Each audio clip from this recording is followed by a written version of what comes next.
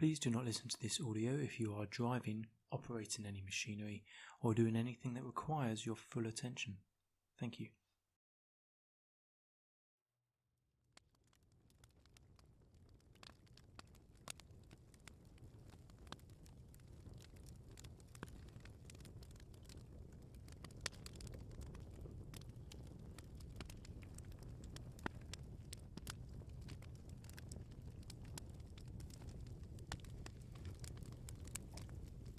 Good evening and welcome to the Art of Thinking.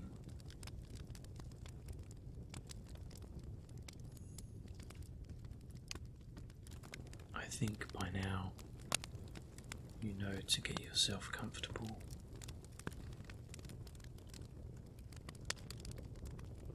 You may wish to close your eyes, or you may wish to leave them open, or you may wish to close your eyes.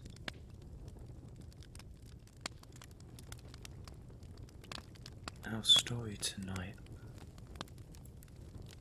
takes place in a village,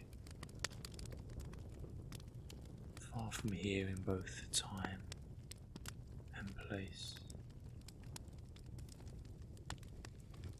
where the old teacher came to the village once every 3 months, or thereabouts.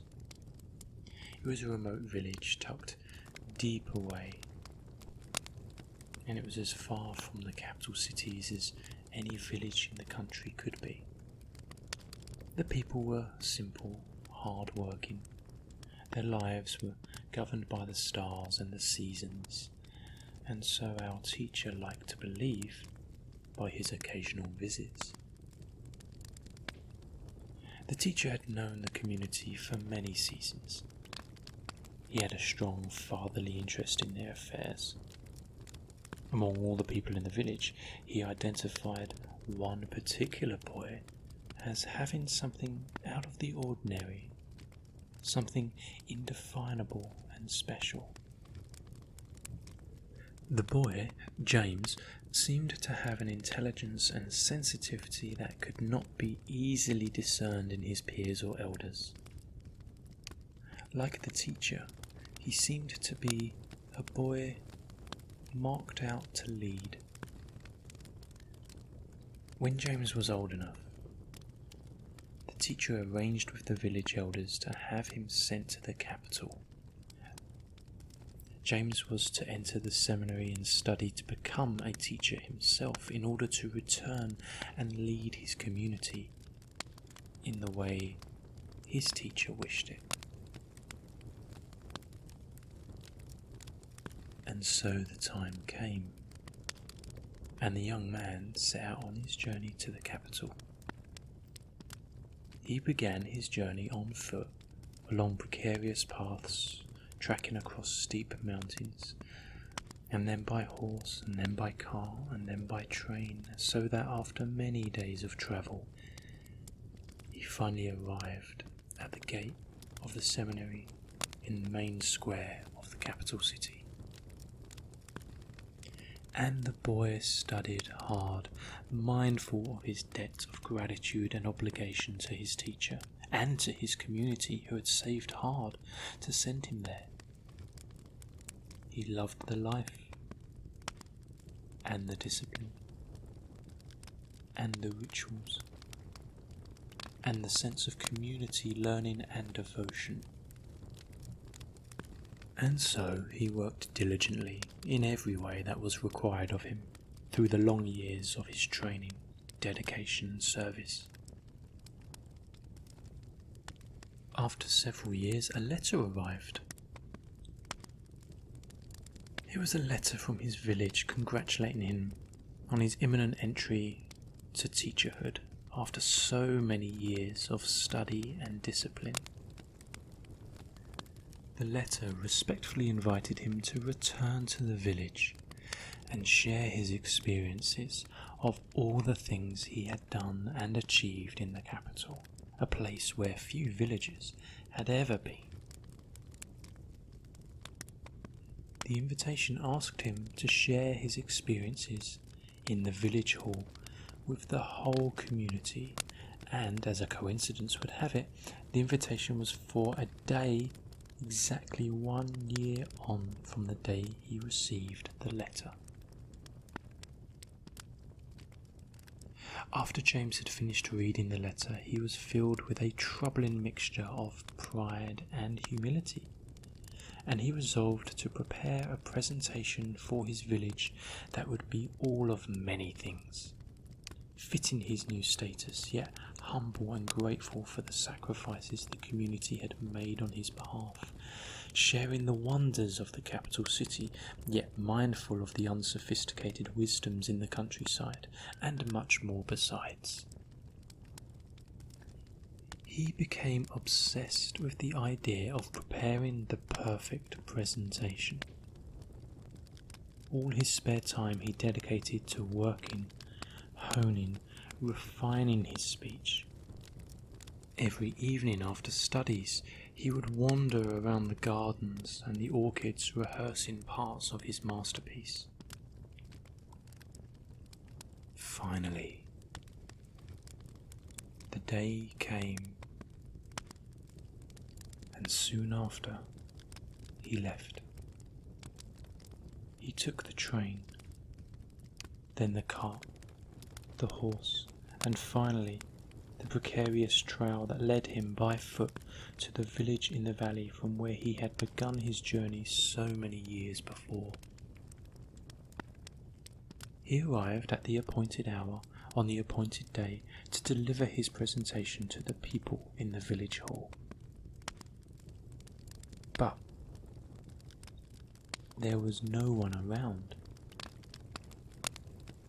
The village was deserted. He looked around, he knocked on doors, he shouted. There was nobody. He felt crestfallen. All that work, all that effort, all that energy wasted, and the adrenaline that had been rushing through him in anticipation of the performance began to drain out of his system.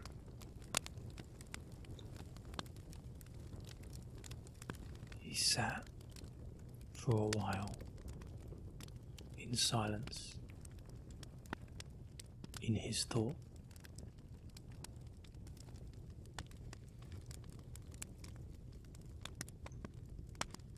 A boy appeared, not remembering the young James who left the village so many years ago. The boy asked who he was, and James told him of the invitation. "Oh," said the boy, "they must have forgotten. They're all out at the farms. There's a huge harvest this year, and we have to get in before it rains. I'm the only one here. Someone's got to look after the horses." James asked the boy what he should do. "You see, I've been working on this speech for such a long time, and it's as if it was bursting out of me, and now it all seems to be wasted. I've been working up to this moment for months, and now, well, it's just so disappointing." "Well," said the stable boy, "it's not really for me to tell you, sir, seeing as how you're a fine, educated man, and I'm just a boy, but, you know, if I came back to my stable after being away and I found that all my horses had run away except one, of course I would feed that horse." Hearing this, James took heart. In gratitude, he seized the boy by the hand, and together they entered the village hall. He sat the boy in the middle of the front row and went up to stage, and he began his presentation. And immediately it was as if he was filled with the spirit of his creator, and he talked with eloquence and passion, with style and panache. His words were elegant and his sentences flowed, soaring with the tricks of the ancient rhetorics. He talked with pride, he talked with humility, he talked of his vision, and he talked of his mission. He talked and he talked and he talked until finally he ran out of words. He glowed with the effort of his 3-hour lecture. He was filled with enthusiasm. He was delighted to have the opportunity to illuminate the life of this simple boy with words of wisdom. And, of course, he wanted feedback, confirmation of his skill and devotion. "How was it?" he asked. "Did you like my presentation?"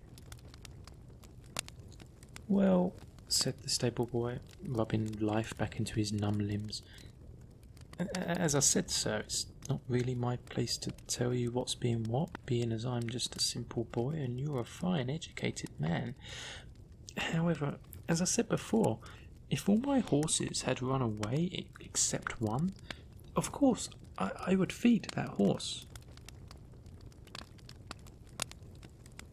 But I wouldn't give it all the food I had."